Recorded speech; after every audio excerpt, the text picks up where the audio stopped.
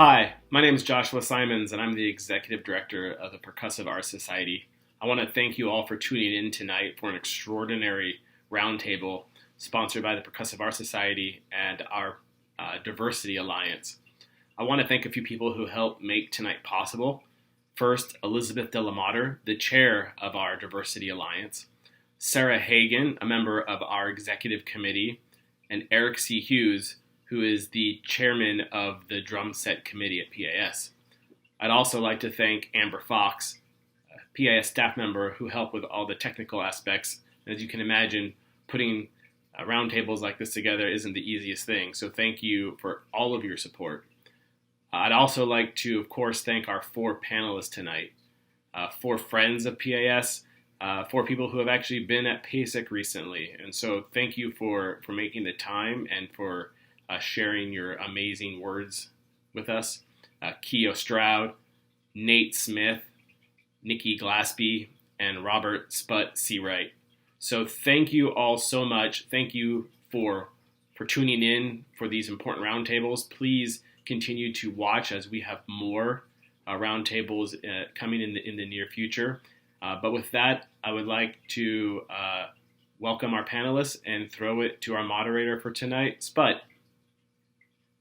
Thanks, Joshua.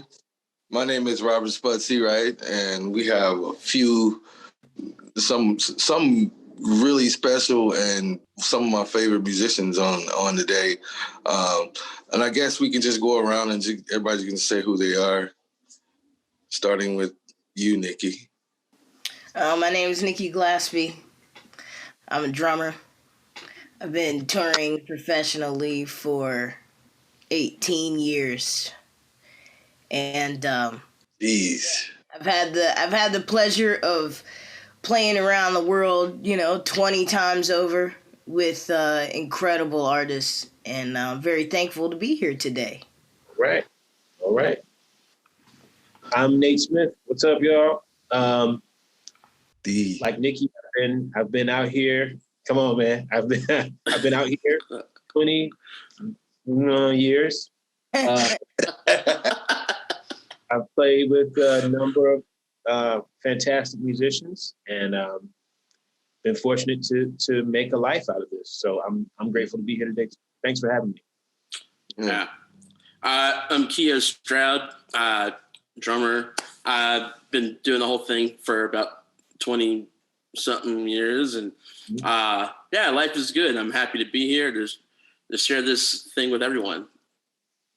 For sure. Man. Everybody's like, 2020. We have seen. We've been out here. For a minute. Out here. Between all of us, man. First of all, I just want to say thank you for the opportunity to discussion. To Josh and the whole team. Obviously, things. This past year has been quite a year, so let's just, I'd like to hear, I kind of hung out with Nikki maybe once. I've seen on her birthday weekend. I just popped into Austin just on a whim and saw her. Surprised me. Yeah, and but other than that, I would have seen you probably 30 times this year. 30 times within the last year, at least. And I don't get a chance to hang out with Keo and Nate a whole lot, but I'd like to hear, how you guys been maneuvering and maintaining through the last year. Yeah, it's been interesting. Thankfully, when the touring stopped, I was able to pivot to recording work, which has kept me afloat. Basically since maybe this time last year. I guess my last gig was March of 2020. Mm-hmm. And then after that, everything kind of shut down and we were all sitting still for a minute wondering how we were going to adjust. But things have been good, man. I feel very fortunate that I've been able to keep everything intact, and also been able to keep working on creative stuff. That's sort of been the hardest part, is the psychological weight of everything going on. it does end up weighing on you a little bit. And you're like, okay, so why am I making music? You know, why am I writing songs? Right. But thankfully, you know, and I'm sure maybe I kind of speak for some of us here when I say, you know, that the desire to push back against all the stuff that's happening, all the stuff we read about, all this, you know, Yeah. to push back against it is what motivates me to stay creative, you know. And that's really been the governing sort of energy that's made me kind of keep pushing forward, you know. Yeah. Definitely. I mean, same here. I never even imagined that I would like release music under my own name, and I got so upset that I wrote about it. Right. You know, and I put something out. But as you said, at the same time, it always feels weird Right. when, you know, the world is like burning down. And you're like, hey, Right. check out my music over here, you know. Right. Yeah. You know, people are dying. There's famine. There's, you know, disease. It's like, you know, everything is all kind of happening at once, you know, but I am definitely thankful because I have been using my platform to talk about these things, Right. you know, and really try and have a conversation with people about what they think we can do to change it, Right. you know, Right. because it takes all of us. It's not Oh, totally. Absolutely. this person over here and that person over there. It's like everyone has to consciously make the effort to promote change. Right. Great. It's been a great time, and I feel like it's gonna be great for music. You know, when everything. I mean, I definitely don't think it's gonna be back the way that it was before. Right. Without a doubt, it's gonna look a lot different. Yeah. But it's gonna make it that much more powerful. You know? Yeah. Because I feel like a lot of people have been, obviously they've been missing the music.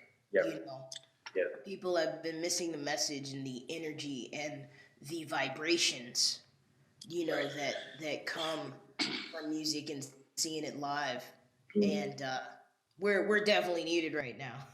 Yeah. Yeah. No, that's true. I feel like the value of music that's been devalued in the past few years due to a lot of other things are going to come back because, you know, you can go to Spotify, you can go whatever, and you can listen to whatever you want to listen to, but there's nothing like going and seeing your favorite person play, even if it's not your favorite person. Just going to see anyone play, I feel like it will be now related to being a more spiritual situation as opposed to in the past where it's like everybody gets so caught up with their phones, you know, and they're like, oh yeah, you know, and I feel like hopefully with the taking the year off, wanted or not wanted, that hopefully it will rejuvenate and revive people's love for music and their love for seeing live music, because it has for me. I mean, I kind of welcomed the year off. My bank account didn't welcome it very much, but as far as a mental thing, it was nice for me, and I started to practice again. I also started to work on my personal life a little bit more, which I think will all serve as fuel for the music that I get to make going forward. You know, so yeah, without a doubt. Yeah, I agree, man. When all of this first started, I just remember maybe like the first 3 weeks, I was like, oh, man, what a breath of fresh air, you know? Like, and then, you know, I'm like, yo, you know, I was forced to send out, but it just made me realize how much we were running and ripping and, you know, and stuff. So you really did appreciate, like I appreciated the time to oversleep, to sleep in, and all that kind of stuff. Sleep at all. Yeah. And not in the airport. Yeah. Right. And not in the passenger seat or, you know what I'm saying, on the row. But and then a month went by, And I was like, okay, yeah, so we can get to work. I was like, we had just recorded. I started a band like 6 years ago with the guy named Nate Worth, and we have a band called Ghost Note. And it's really interesting because I'll get to that in a minute. But right before the pandemic, we recorded like 36 tracks, and I was, my silly self was saying like we were getting ready to do like maybe 4 or 5 tours this past year. And I was like, yeah, I can edit and we can finish this stuff on the road while I'm on the road, blah, blah. And I got to work on that stuff. And I was like, I would have never done it. I would have never, I don't know why I thought I could have, we would never put out a record in 2020. Right. Never. Yeah. You know, under that kind of stuff. We wasn't planning to, but I wouldn't even been close to putting out a record in 2021 if I hadn't had that moment to sit down. So on one hand, like Keo said, it was pretty productive. It allowed us to be kind of, you know, to put on production hats. I learned how to be an engineer. I learned how to really like tweak and get the sound that I'll be asking engineers to get. I could do it myself now. Yeah. Open up my own home studio and set mics and do everything myself. And it's a cool learning experience. And but yeah, after a couple months, then the mental stuff starts kicking in, and then you're like, okay, how long is this gonna last? And then you start realizing you know that mark comes and you lost 100 gigs got canceled. So it keeps going, and it's like on. And then to be honest with you, like then the other stuff started happening. 90 days, right? Yeah. Then it starts getting really serious. So let's talk. I think the first thing that happened was George Floyd, I believe. Things that happened before that, but I think the biggest impact in the year was the first biggest impact was George Floyd. And I think for me, what was amazing about this that whole time period is that everybody was at home. Right. Everybody's at home. Everybody's bored as, bored as hell at the crib, forced. Yep. No distractions. Forced to either to watch TV or to be online all day, right? And so now you got people that hardly ever have time to even get on social media. Right. Online all day, just trying to find some kind of comfort and keep their minds from going crazy. Right. And then it happens and they see that. Yep. For some reason, I don't know if it's a musician thing, I don't know if it's a culture thing, I don't know if it's a black thing, but I always have at least 2 seconds to look on social media to see what's happening, see what somebody tweeted or what President Twitter, and at the time, and those things wasn't a whole lot. Didn't take a lot of time out of my day, but I had time to do it. But these people didn't really normally have the time. They were just watching and seeing things, and I think we get desensitized or we just start seeing things and they just become normal to us. But I don't think, and for me, I was like, okay, they didn't kill another black guy. You know what I'm saying? But I think for some of my friends or fans that had never seen that before, that then it was like a wake up call. And I think that's what was amazing to me, is to see how oblivious people that you are around, that see in the grocery store, people, just how oblivious people have been for over 50 years, And so I like to talk about that. Let's just go around the horn and talk about, the response to how surprised everybody seemed to be by this. Yeah.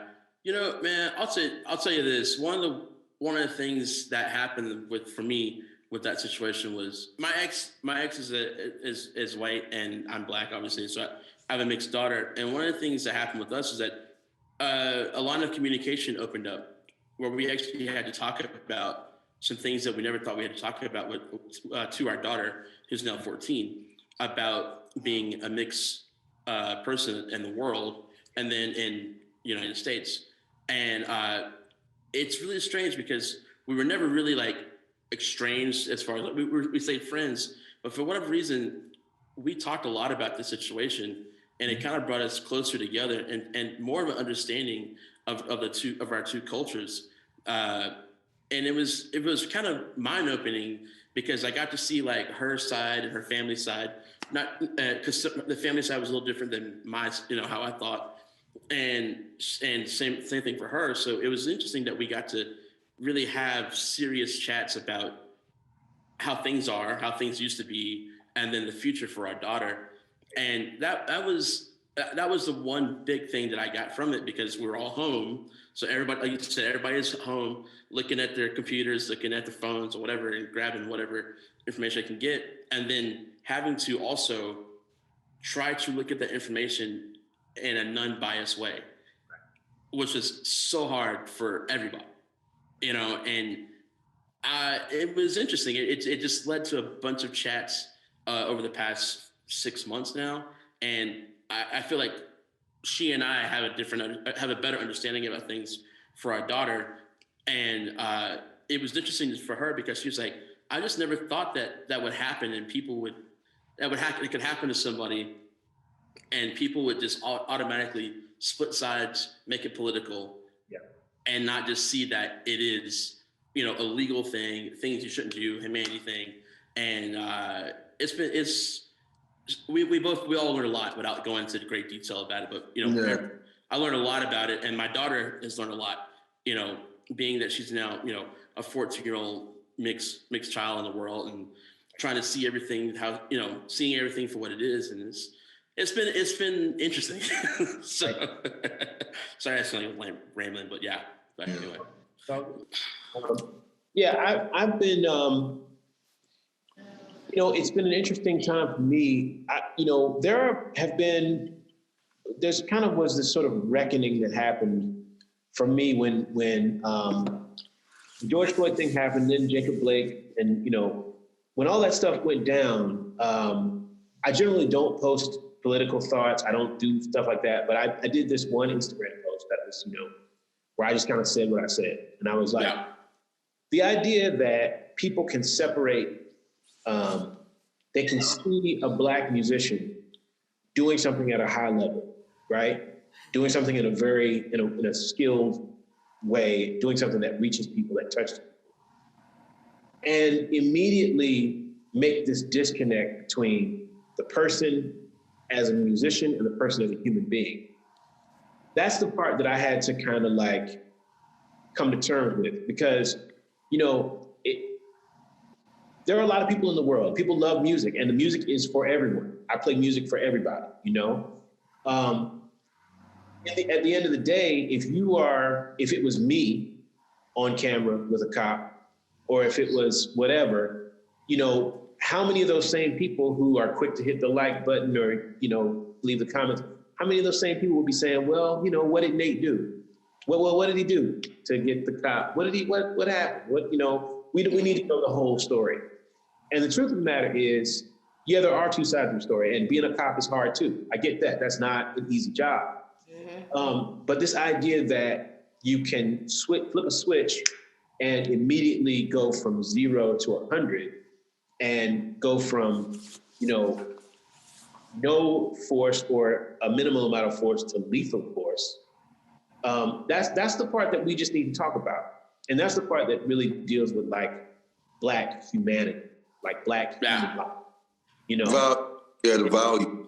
The value of it. Yeah. Like if it's that easy, if you're that afraid of a person of this hue that you want to immediately reach for the most lethal means to neutralize the threat, then maybe, that's a different conversation. That's a different conversation, because every one of those people, every one of those human beings that has been killed by a cop, that was somebody's child, somebody's brother, sister, so that was the thing.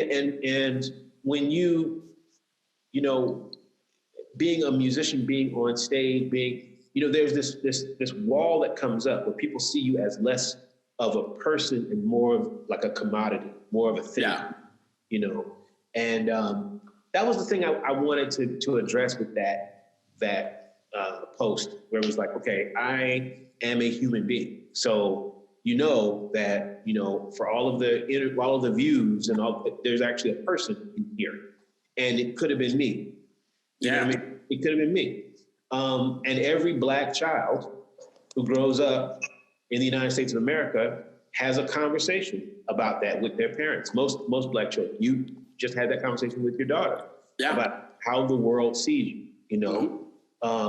And this piece I was involved with recently, Jason Moran wrote this music for this Ta-Nehisi Coates adaptation that was on HBO, Between the World and Me. That whole book is the talk. That whole book is the talk that a father or parent has with their child about this is how the world is going to see you. Yeah. And it doesn't matter how well you play, doesn't matter how many followers you have, doesn't matter how, that's how the world is going to see you. That's how the cop is going to see you. That's how, you are a threat before you are anything else. Yeah.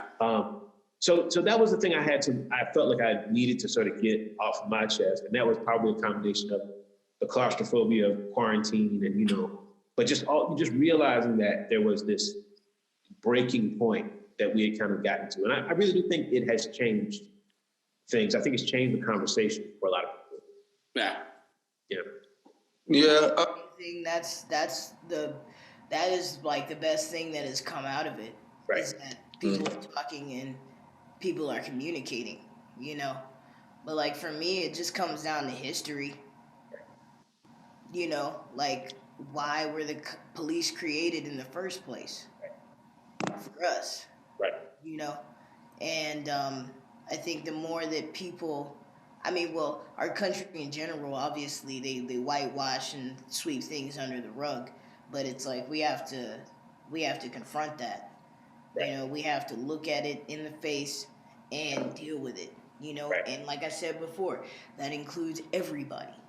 Not just Black people, it's not just white people, it's not everybody. Black people pointing the finger at white people like, yo, you got to deal with this, you need to deal with this. Like, we have to deal with it together, and that's probably the best thing that could have come out of it, and as you said before, Spud, like, I am at this point I am quite desensitized just because it happens so much, so when the George Floyd thing happened, in my mind I'm thinking, well, what's different? A Black man died yesterday, nobody was screaming about that, and it was like a perfect storm.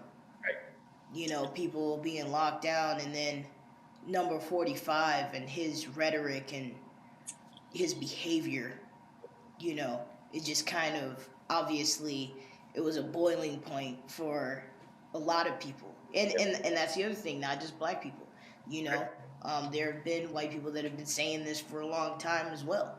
Right. There's people that have been aware of it, that have got allies that have fought and continue to fight, for racial equality. So, and it's crazy because we've had more and more of these conversations. Like, we used to have a conversation every week with Spud. There was a community of musicians that got together that would, talk about this and try and compile, education. Because, like, that's the best thing that we can do is inform ourselves. Yeah. That is how you can, navigate and make decisions. You have to be educated. So that means you got to read, you got to look. You also have to know, like, what you're reading, who wrote it, and what their views are. And that, again, I've never done so much reading in my life. But yeah, it comes down to education and history, and we really have to reprogram ourselves. Yeah. As a country, it's the time is over for, oh no, that didn't happen, or man, that's not true. Like, yeah, it is. You know, you think about, a house is only as strong as its foundation. What's the foundation of this country? How was this country built? You know, it's like it's gonna come tumbling down, and it has to be remade, to be reborn, to go in a different direction. So I think that while obviously people dying is a terrible thing, it's like death is a part of life. Right. No matter how we leave the planet, but it's sparked something, and it sparked some change, which is a good thing. It's unfortunate. Yeah. That's what it is. I always try to relate ways, things in life. I always try to relate my life to what I actually do. And like I play in a band. I started out, a lot of people know me from the Snarky Puppy days. I was the drummer with them for. Never heard of them. It's a band. It's a band with a bunch of geeks in it. They probably never heard of them. But one thing, those two bands have taught me a whole lot of things. Obviously, I was the only black guy in that band. So when we be on tour and we go down south, we go to Mississippi, and we go to all of those, the cities and those southern states, Arkansas and all those. When we do that, the Chitlin circuit out there, and we do that, we would often stop in Tennessee. We would often stop in these little small hick towns to eat, like fine diners, because we this was our thing. We was like, we're not going to chain franchises, to eat. We're not just go to a chain with mom and pops. That's where we go eat breakfast. So we would often find these diners because we would just feel better eating, slop from a diner, if you will. Yeah. So a lot of times we would go in there, and because I was with the band, I mean, it would just change the whole atmosphere of the whole place, and several times. And one thing I have to say about those guys is that they were quick to recognize, the situation that we just didn't allow ourselves to be in those kind of environment. But it did spark conversations.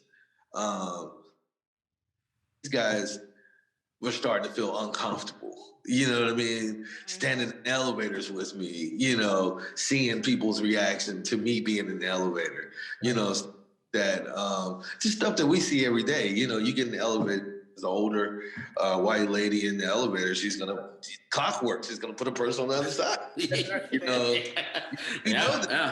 just what happens. That's a drill. It's a drill. We know this is going to happen. I get to the point now where I'm just like, you just know it's going to happen. But just go ahead and put that on the other side. I'm walking in. Now, so now your homies are seeing this happen to you, and so there is a different kind of conversation. Fast forward, me and Nate, we have a band together now, and those conversations sparked us to Nate to do a record, and we did a record called Swagism. So we had already been on this stuff. We've been singing and talking about this stuff and playing. Our whole record is dedicated to inequality, injustice in this country, and really just like so for me, and here's the thing, like I always like to, like if I make a statement on my wall on my social media or something, that I really get annoyed when people call it politics. You know what I mean? If I make a statement about humanity, what is it combated with? You're not a politician. You shouldn't speak on politics. Yeah. And I'm like, we're not speaking politics here. Right. And it's not politics. Like if it was politics, then everything we'd be talking about right now would be about people dying in America. Right.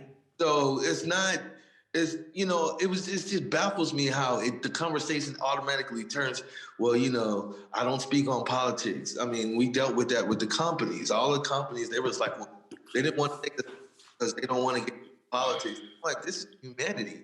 So it kind of just, that this is, that it's perceived when you start to speak out, that it's perceived as politics. And that's one of the things that encouraged me when you when you spoke out, Nate. I don't think anybody was ready for that or expecting that. Right. That was great. But I enjoyed that, man. Yeah, I mean, speaking of being, the only black guy in a band, I've been that guy many, many times in my career. And, my brother, Chris Potter Underground, I toured with Chris for the better part of a decade.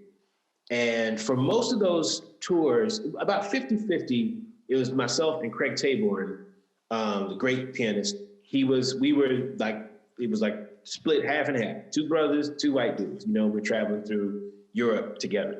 But then some of those tours I did with Fema Ephron, the great bass player. So it was me, Adam, Chris, and Fema, and we would go to some of these small towns in Europe, some of these like sort of cow towns in Europe, and play these the audiences would be amazing. And they'd be so enthusiastic, But there's a thing that happened to me where I always felt like when I was there was sometimes I would be the only black guy in the town we were in. Like we would pull up to like small town in Germany or small town in France or wherever, and I would be like the black dude, you know?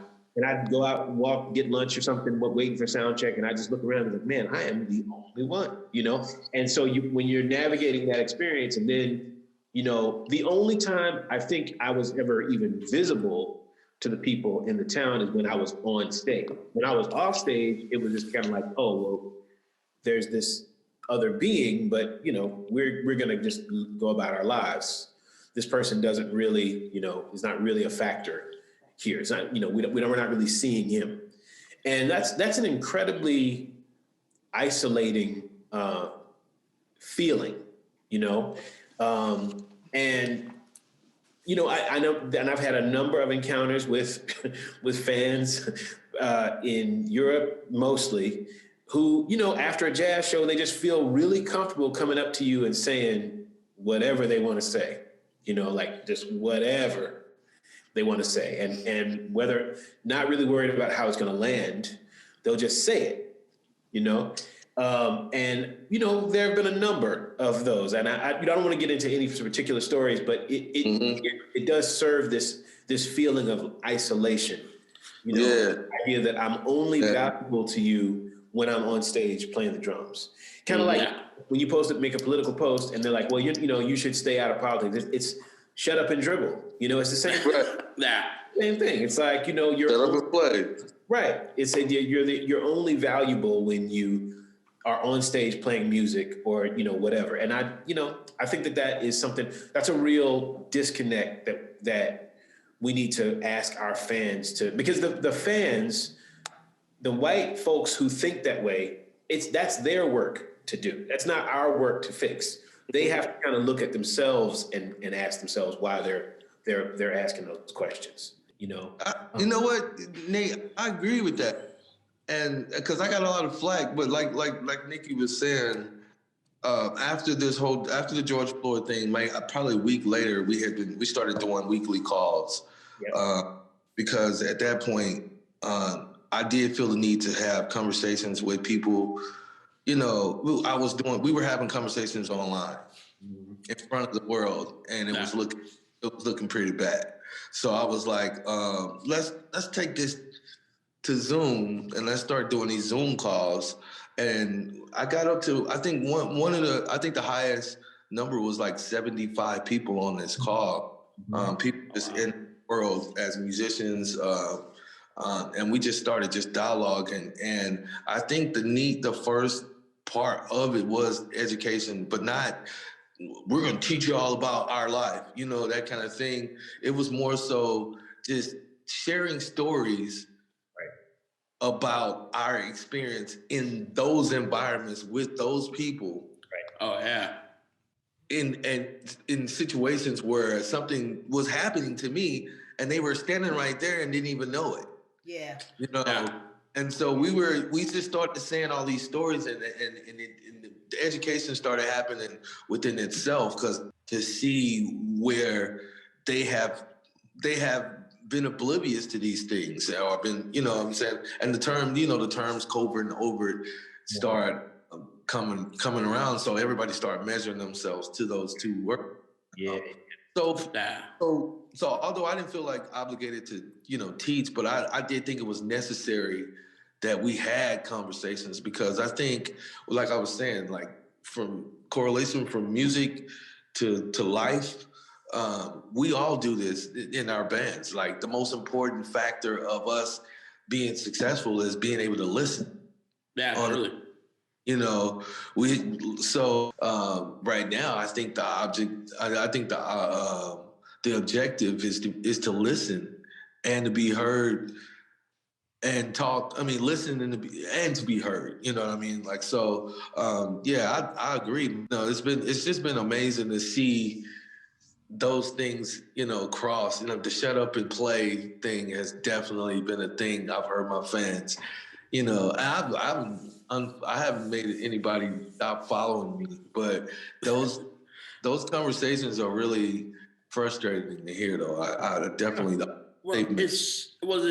thing about it is those people don't understand where you're coming from because they're not you, and a lot of them they've never experienced the things that we have to experience. Like I've been in Nashville for 20 years, and I've been the only black guy in a band for all of it, except for the past 7 years where I have, one of the guys in the band's black, but that's it. But I got stories.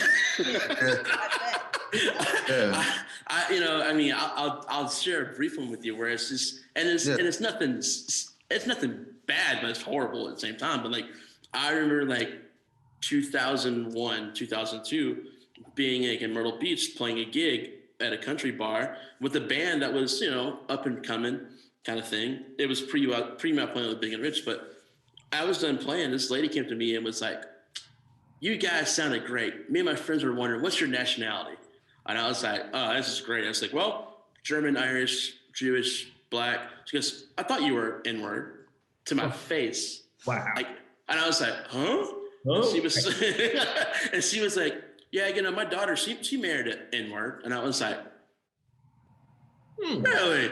And she goes, "But you seem like a really nice N-word." And I go, so you want to buy some CDs? Yeah, right. They're over in the corner. I'm going to go to the bus and shoot myself. But I remember going back on the bus and telling the guys what happened, and they were all dumbfounded. They were like, "Man, do you really go through this?" And I was like, "Yeah, man, like I go through it quite a bit, One time we were about to walk on stage. We're coming from the buses, and we're walking up on stage, and I was the last guy in line, and security let everyone up, and then it was time for me to go up to get on the drums. They stopped me. And I was like, "Hey, what's up, band only?" And I was like, "I'm the drummer." The guy goes, "Yeah, right." And the tour manager was like, "Get your ass up here right now." And I was like, "The guy won't let me leave." Right. So, are you kidding me? No, I'm serious. And it was like, and the guy goes, oh, my bad. I'm sorry. Yeah. It happened to me too, with the pass on. That's right. Pass on. They're like, "Oh, there's no way you're playing on this stage in front of 100,000 people." Yeah, exactly. Like, go get a life. Yeah. Oh, right. I know. It's bizarre. And I'll say this too, though. And in the 20 years I've been in Nashville, the Nashville community has actually been very nice. People are very cool. But we'll do a county fair, we'll do a state fair somewhere, or you do country, whatever the hell you want to call it. Yeah. And sometimes you get stuck with some weird deals. And what's interesting is, for myself, is at the moment I'm pissed, I'm mad. But when I walk off stage, if I see that person, I want to go up and talk to them and say, "Hey man, like, we can do this too. Like we all like, we're all here. Your job is to be security. You're horrible at it. My job is to play drums. I'm almost horrible at it. But here we, just realize that there in this industry and in this genre, there's going to be more and more Black people. There's going to be more and more whatever. And it's now your job to recognize that and do it accordingly. And some of them, I know, we'll have a beer and I'll tell them about it because I don't feel like it's my duty to do it, but I also feel like if I don't bring it up to them, the next time they do it, the person may not be as nice as me. And not that they don't deserve it. If someone says, hey, man, or whatever, whatever. But I also feel like, every step of the way, you have to do things. And it's, I don't know, I can't say it's a Black thing, but sometimes I feel like it's that as a Black person, I've been given this duty to help educate people so that the next generation of our people can have a little bit more better time or equal time, Exactly. So, I mean, I commend you, man. Like you handled it way better than I did in the experience of having. Short story about that. Me and at this point, I was two guys in the band. It's me and Corey Henry, and we're hanging out. We have an off night. There's a jam session before the day before we start to do master classes, like a 3-day residency in the city. And we're just hanging out. The jam session is over with. We're hanging out. And at this time, Corey's he's a baby of the band. So he's always on his phone. He's always not unaware, not paying attention to nothing because he's trying to get likes and followers. So there's a circle of people. It was, with this acoustic guitar. Nobody could play. Nobody could sing.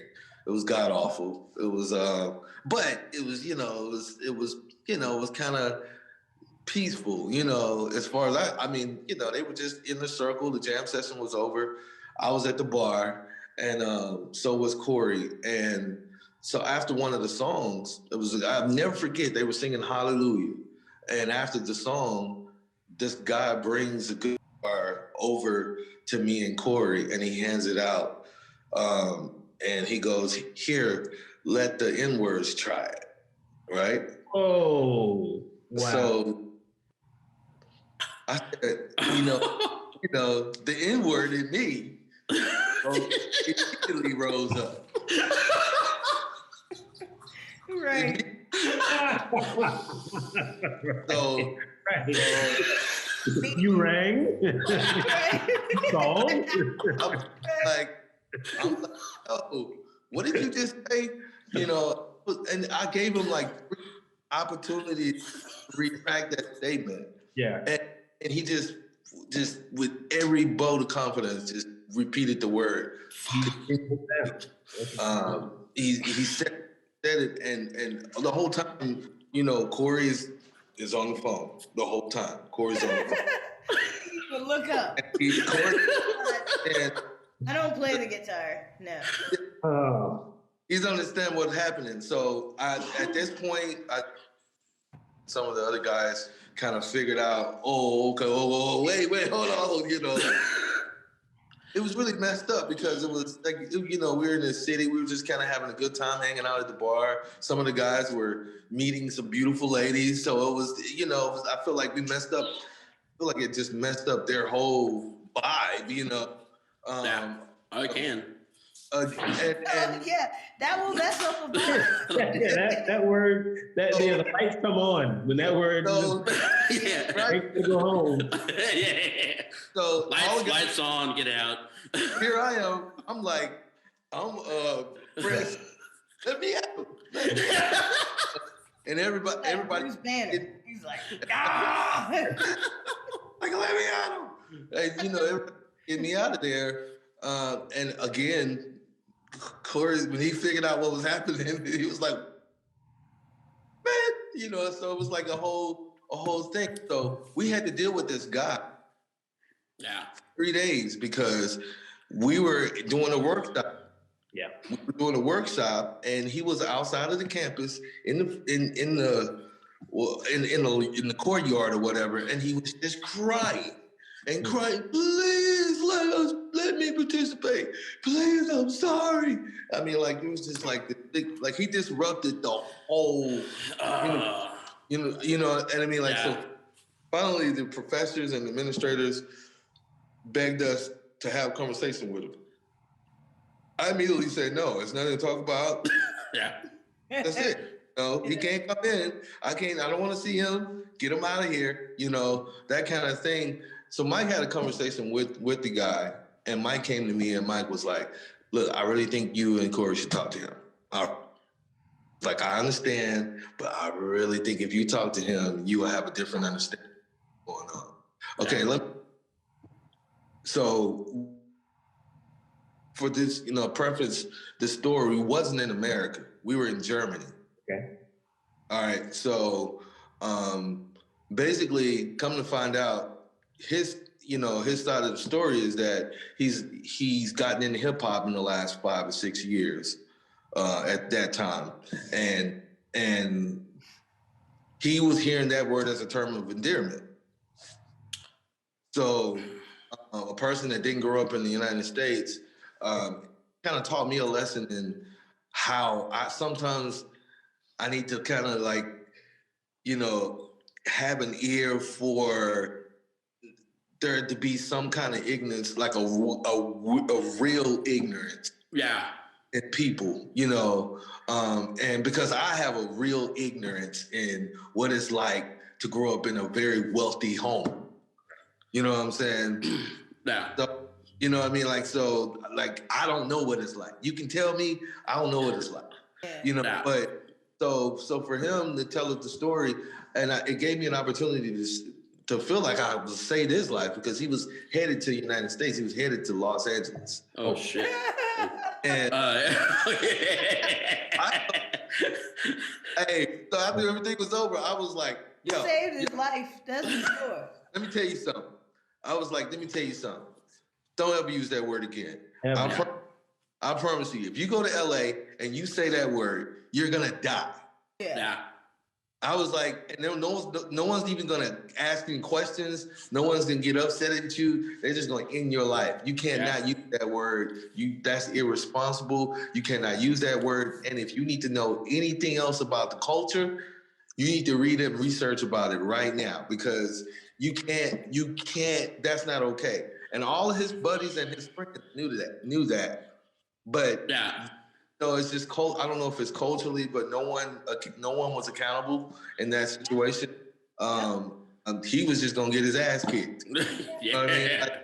And I mean, like, it was gonna be a whole unnecessary situation. But I mean, like, and that's outside of the country. Yeah.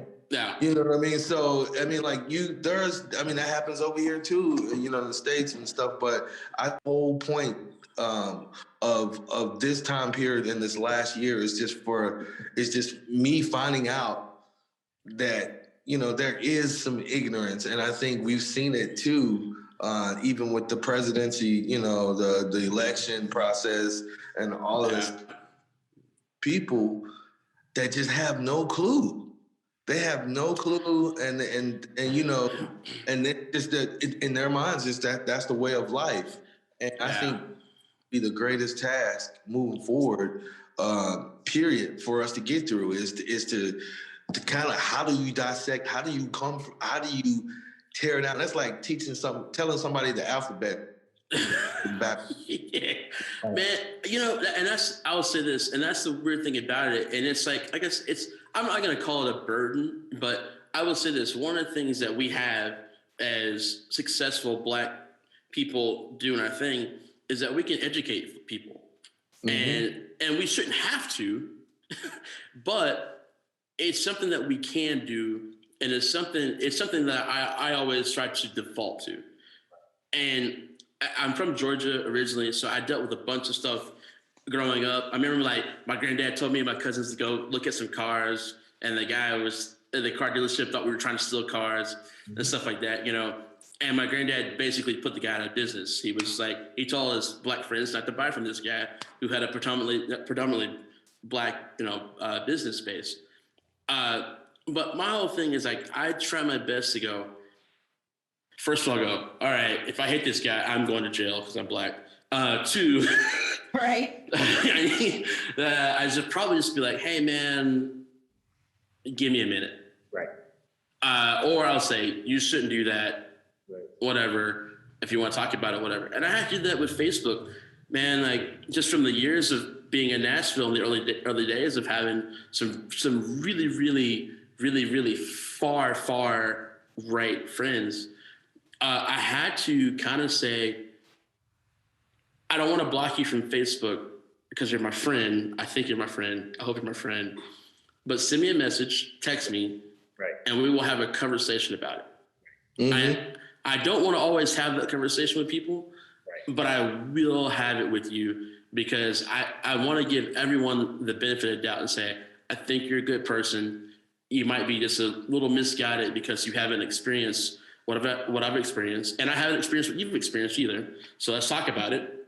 And hopefully we can come to some sort of thing and then we can continue to be friends going forward or not, we can just say, I'm done. Those conversations are exhausting too. They are so exhausting. I drink so much now. They're really exhausting, man. Like, the biggest problem is at some point in time, you have to go, this is going nowhere. I have to move on. Yeah. And you have to hit the block button or you don't. It's up to you, but it's tough. I mean, it is exhausting. It's more exhausting than having some random person you don't know say something stupid and you go, don't do that.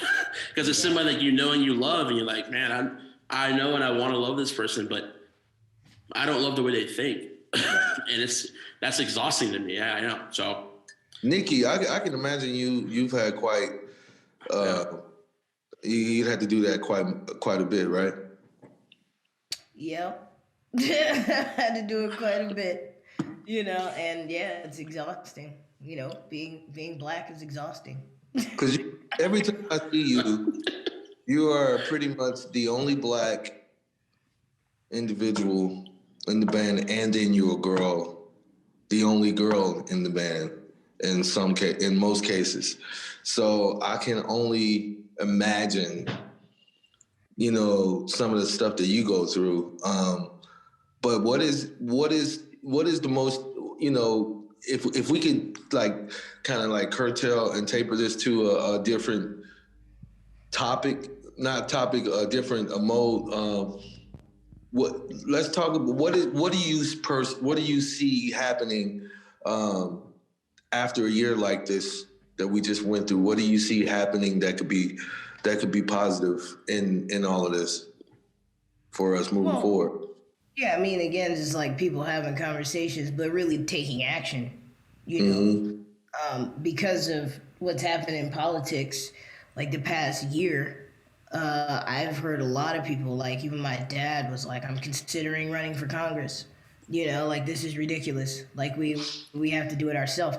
And I'll be honest, I had that thought a couple months ago, in September. I was really, really thinking about it. Okay, I could start in my community, run for city council. I started watching my city council meetings and, watching how these people vote and how they're deciding what happens, to all the people that live here. And, as you can imagine, most of it is disgusting, and people are just taking payouts or whatever, and that was something that I thought about because, democracy only works if everybody's involved, right? So at this point, I'm the regular people are the ones that need to be running for office and that need to be making decisions because we're the ones that are affected by it. All the people that are in office, they're part of corporations and part of this huge machine, and, they're the only ones at the top, making all the decisions. So obviously the decisions are going to benefit them, not the people. So I think that it is time for more people to become involved, and especially musicians. Going back to people saying just shut up and play, that's ironic to me because our job is to reflect the times and what is happening. The greatest musicians in the world, all of our favorite musicians, Bob Marley, Sam Cooke, Marvin Gaye, Bob Dylan, the Beatles. Like, everybody has all been like, yo, what's happening? What's going on with the world? This is what we need to do. So when people tell us to shut up and play, like, I really do take offense to that. Because, like, this is my job. My job is to deliver a message to the people. Like, that is exactly my job description. I'm glad you're saying that too, because we need to hear that as musicians and artists more, because I think a lot of us need to understand that is the job. Absolutely. That is the job. But the thing is that because of, okay, I'll say it, capitalism or whatever, however the record industry, has grown what it has become, because these people, again, the ones that have the money, are like peddling the messages that they want to peddle. Musicians have forgot. We forgot. It's all about, all right, I need to get this record deal. I need to make this money. I got to get these cars.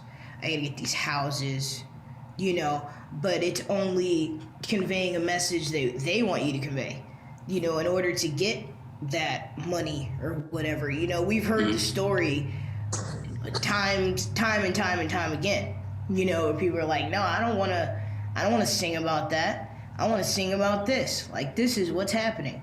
Yeah. So that is one thing, though, again, that I'm excited about, is that more and more musicians are realizing that. It's like I started a band because of that.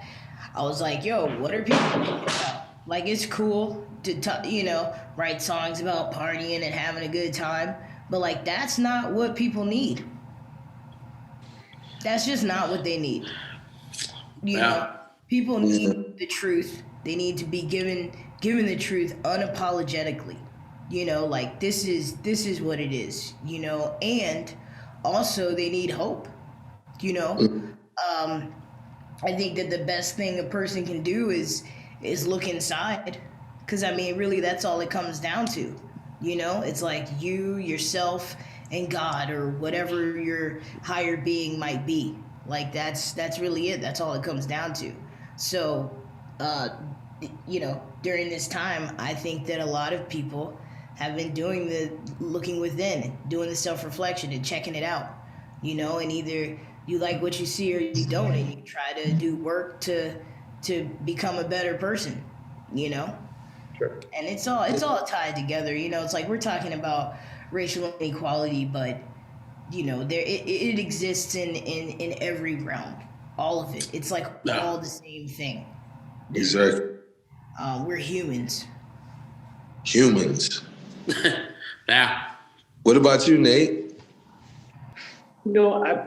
I can't really say much more than what Nikki said. I just will say this, it's a double-edged sword, man. There is an entertainment component to what we do, even in the most serious music.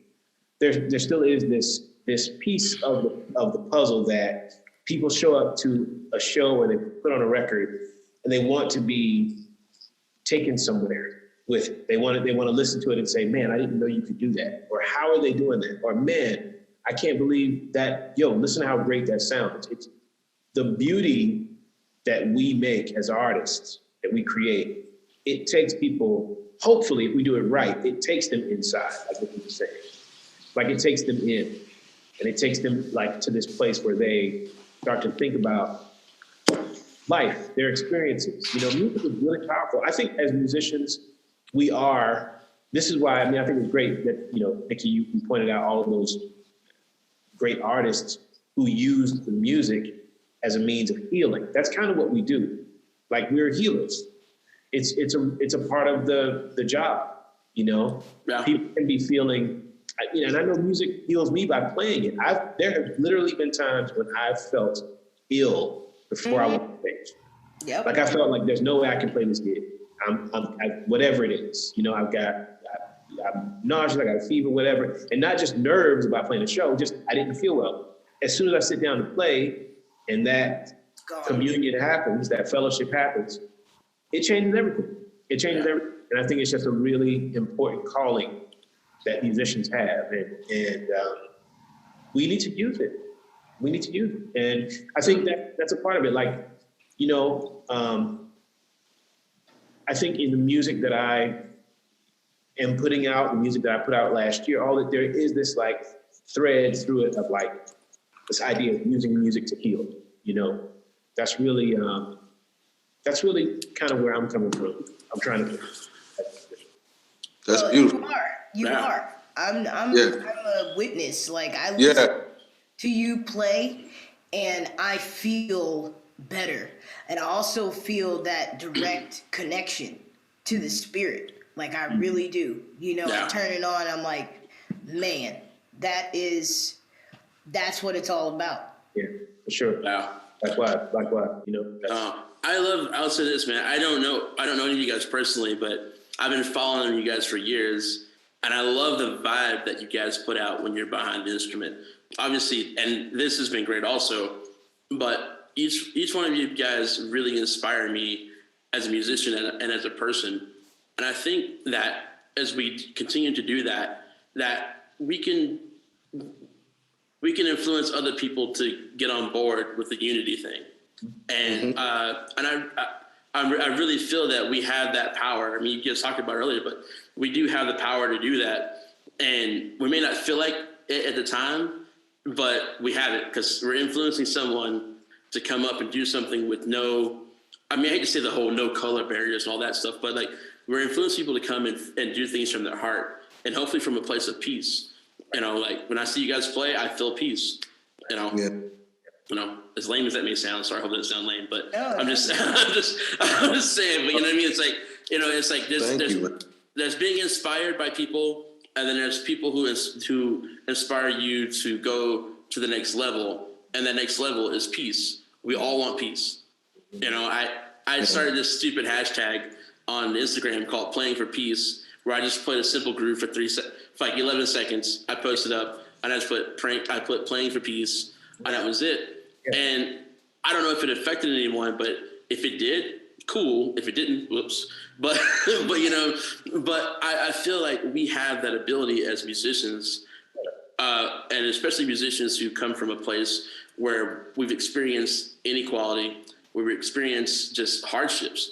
We've experienced people not listening to us, not taking it seriously, based on not your talent, but based on the color of your skin or your gender or whatever. So I feel like we can change the world without being that sounding silly like that. But like, if we can continue to do what we do and make music, that we can really help people move on to that next level, which is achieving peace and loving your brother and your neighbor and your sister and whatever. So for sure. Well, man, I will say that you are changing the world, right? Yeah. So what I heard when you told that story about the woman in Myrtle Beach, right?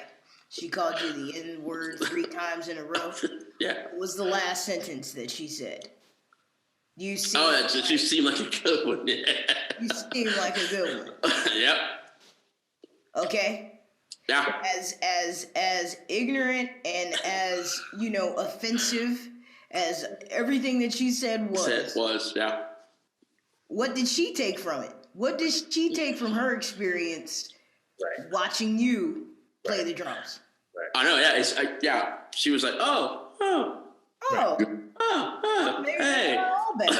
They're all bad. Exactly.